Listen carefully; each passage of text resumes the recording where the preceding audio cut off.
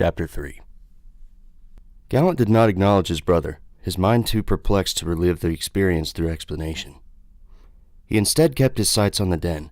With such intensity it was as though his focus was imperative to his twin's recovery. Gallant, what happened to you? I'm being serious, Gallant. What happened? Who did this to you? Illicit reiterated, a surprising amount of concern in his voice that even he didn't recognize. Still, silence followed. Hey, I'm trying to be nice and ask you how you are, but you're making it kind of hard, you know? Illicit's patience was already wearing thin, and he was unwilling to keep pushing for answers. Are your ears as broken as the rest of you? When Gallant still didn't respond, Illicit approached. He stopped a mere foot away in proximity, leaning his muzzle in so that he was almost touching Gallant's pelt, and then with a sharp breath, Illicit blew right into his ear canal. This quickly got Gallant's attention, and he reared back, his head whipping around to see Illicit's smirk. There he is. So you aren't deaf. My ears are fine. I just don't want to deal with any of your crap right now. Whoa. Damn, whoever did this to you must have hurt your pride even more than they hurt your body. Which is really saying something, because you look like shit, sweetheart. He had added insult to injury, like coating his open wounds with layers of salt. It was rapidly getting under Gallant's skin. He hadn't the mental strength to handle Illicit's jabs, merely shooting him a threatening glare. It was likely enough to intimidate any of the others had they crossed him, but Illicit didn't take Gallant's warning. Ooh, touchy.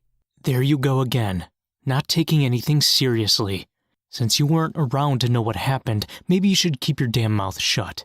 You know what, Gallant, you're right. I'm sorry. This took Gallant off guard, and he now eyed Illicit with both confusion and apprehension. Now, if that did anything to help mend your broken feelings, why don't you tell me what happened instead of moping like a little bitch, huh? There was the attitude Gallant should have expected, and he felt the heat of his anger beneath his pelt. This is exactly what I'm talking about. You don't take a damn thing seriously. Maybe if you weren't out doing whatever the hell you wanted, love wouldn't have... He stopped, knowing that he had said too much. He watched as the jaunty expression in Illicit's eyes faded, and was replaced by the sudden onset of anxiety. Wait, what? What happened to love? The mood had now shifted in intensity. Gallant knew that he had struck a nerve, though he was taken by bitter contempt as he recalled how love had fought to keep him alive. The guilt that had threatened to consume him was now projecting itself outwards, finding its mark with the only other wolf who had dared to cross him during his instability. And he justified his judgment with the thought that Illicit had been the only one not around to help. Above them, the skies had begun to darken, and gray clouds thickened in the distance. Now you're concerned.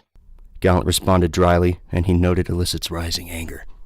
Don't fuck with me, Gallant! What happened? Why would you be worried about it now? You clearly didn't care enough to stick around. I'd say it's none of your business.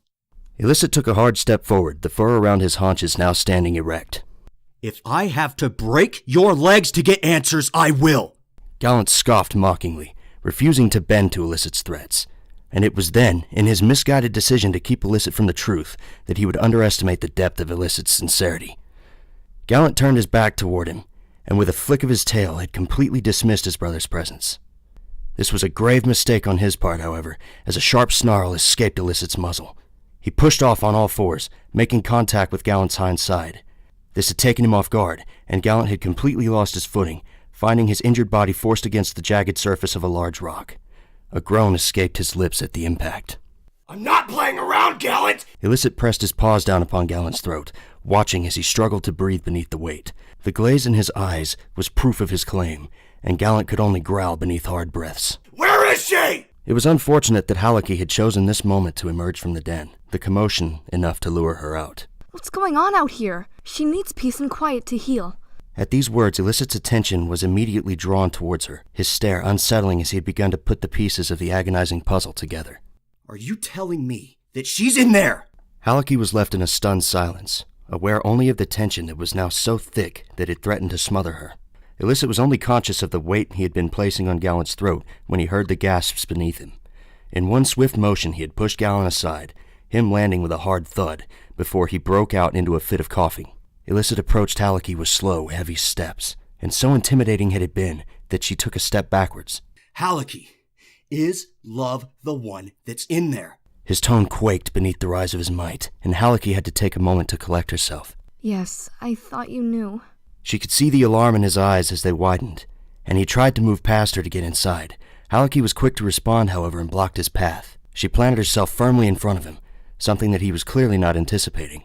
Move, he growled, his response a demand rather than a request.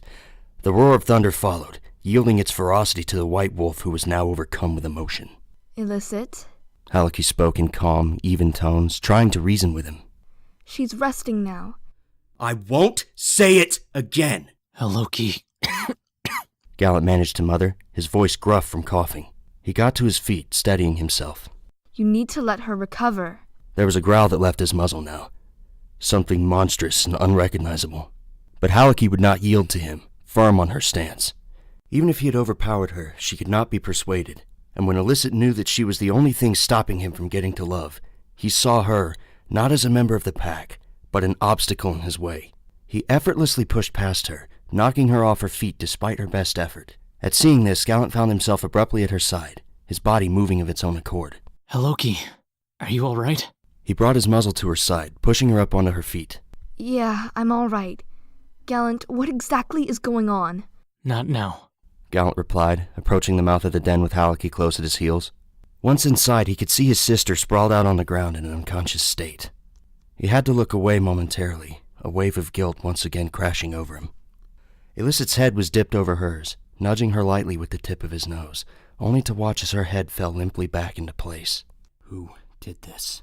Illicit's voice trembled with the mix of both sorrow and rage. Illicit, come out and we can talk about it. Hallecky tried coaxing him, afraid that his feelings would get the best of him. Who the hell did this? Illicit. Gallant spoke, standing in front of Hallecky in a defensive manner. Calm down. We can talk about it outside. A snarl escaped Illicit now, one that seemed to grow from the very depths of his being. Just tell me what happened! Knowing that Illicit was no longer in control of himself, Gallant decided on giving him the information he wanted. With Hallecky and Love both in pain of Illicit's anger, it seemed the only way to keep the situation from turning disastrous. I was out near the north of the forest when I fell under attack. That's when Love showed up alone. But we were outnumbered. Without a moment of hesitation, Illicit took off in a wind sprint. So quick and so full of purpose was his stride that he had almost knocked Gallant down as he brushed past him. Gallant! Hallecky chimed worriedly. Don't worry. I'll knock some sense into him. But in your state... Don't worry about it. I'm a lot tougher than you think. And with that, he took off after his brother into the heart of the woods. The thunder struck now with more intensity, streaks of lightning flashing across the darkened sky. There had been no transition to the sudden onset of rain that now poured in heavy heaps upon the earth. Illicit! Gallant continued to shout at him, unsure if Illicit had not heard him due to the storm or his own rampage. All the while, he struggled to keep up with Illicit's fevered pace. He had always been quicker than Gallant, which was made more so due to his injuries. But despite this, Gallant did not lose sight of him. He pushed forward, limp after aching limp, to keep pace with him. Illicit's nose tingled, the smell of foreign bodies and Lovelorn's blood clinging to the earth. It enraged him all the more, and before Gallant could even stop to take a breath, he had begun a mad hunt for the culprits. This continued until Illicit had come to the edge of a wide river, now pacing up and down, his nose pressed to the earth. Illicit! Gallant once again shouted at him, panting as he finally managed to catch up to him. What? Illicit's response was harsh as he turned to glare at him, not open to waste any time dealing with his sibling. What the hell do you think you're doing? I'm doing what you failed to do earlier. I'm preventing this from ever happening again. His remark was just enough to dig at Gallant's guilty conscience, and he could feel the anger crawl just beneath the surface of his own denial. So you think running out in the middle of a storm to get revenge is the best course of action? Their pelts were completely soaked, paws sinking into the mud that now formed beneath them. How can you so easily let this go? They invaded our territory and spilled our blood! I don't care so much that they hurt you, because you had it coming for disappearing. But these bastards nearly killed Love, and they need to pay for it. Now get out of my way! She doesn't need revenge. She needs her family to be there for her. Besides, they likely already fled our territory. Going after them would be... That's bullshit, Gallant, and you know it. This isn't... you know what? Fine. If you're too much of a damn coward to do this with me, then scamper off back to the den where it's safe and play diplomat. I'll do what needs to be done alone. I'm the coward? I was the one fighting to protect her! And what a damn fine job you did of it, too. Fuck you, Illicit! At least I was there! I would have died for her! Then why didn't you? Illicit interrupted, and Gallant fell silent at his response. Once more his heart ached, and Lovelorn's limp body crowded the crevice of his quaking mind. The only reason this happened was because she was out looking for you! Still, Gallant could not face his feelings, and instead turned to blaming Illicit for the incident. Don't try to spin this around on me. Where the hell were you? You left her alone in the middle of a war! For someone who claims to care so much about her, you didn't seem concerned enough to stick around. Don't you ever question how I feel about her. I am the only one who seems willing to go out and do what's necessary. You're not thinking straight. I want retribution just as much as you do, but now isn't the time for irrational behavior. Maybe if you thought with your head instead of your dick for once, you'd realize this. The fuck is that supposed to mean? You know exactly what I mean. You think I don't see how you really feel about her? But you'd have to be a fool not to. You've been stuck to her side like a lovesick puppy since we were little, and it's fucking sickening to watch. Now it was Illicit who fell silent at the remark, as Gallant had hit the nail right on the head. Too often had he ached and bled over his feelings, attempting many times to push them away, but to no avail. But Illicit would never give Gallant the satisfaction of knowing how it bothered him, nor would he deny the facts. Oh, wow! For once, the king of crap can't find the words to cover his own ass. It must hurt, huh? To know that the only girl you could manage to get to fall for you was your own sister. Illicit hesitated, the pain in his chest threatening him once more. But despite this, he was adamant on standing firm against Gallant's criticism. And so he did the only thing he knew would get under Gallant's skin. Your sister, Gallant. Your sister. His words came out with such smug confidence, he almost fooled his own emotions. We're not related by blood. I mean, it's clear to me that it bothers you that she's got feelings for me. But my question is why? Why does it bother you so much, Gallant? Were you perhaps hoping that she would choose someone more fitting? Like, I don't know, you? Lightning cracked overhead with defining intensity, water rising from the banks of the river. Still, neither of them budged. Don't you ever say something like that! You might be all right with your disgusting ways, but don't ever mix me up in the same category as you! Oh, relax, Gallant. It's a joke, not a dick. Don't take it so hard. And there it is again, your refusal to take anything seriously. Is this pack just a big joke to you? Nope. Just you. I don't know what Father sees in you. You're lazy, irresponsible. You aren't even really a part of this pack. How could he ever think you to be the next leader? Gallant, you are playing a very dangerous game. Oh, what, Illicit? Does it bother you to have the truth thrown in your face? The whole pack thinks you're worthless. The only one who ever gave a damn about you was Love, and I don't even know how much longer that'll last. You should have died with the rest of that pathetic pack from... Illicit lunged forward, the force of the impact knocking Gallant back into the river. The snarls that escaped his muzzle were that of a rabid animal, and Gallant retorted with equal terror. It had finally come to this. All the anger, frustration, and pent-up aggravation had been unleashed, and its effects had been more than devastating. There was no longer anything to hold them back, and their father wasn't here to intervene this time. Illicit was easily toppling Gallant, who had also been fighting against his own injuries. With each gnash of his teeth, Illicit managed to draw blood. The copper taste had been satisfying in a way that he had never imagined, and so exhilarated had he been that he paid no mind to his own wounds. Unfortunately for Gallant, Illicit had overpowered him, even with the added adrenaline of his fury. In just a few minutes, Illicit had managed to trap Gallant beneath his own weight, his paws against his throat to keep him beneath the rising river.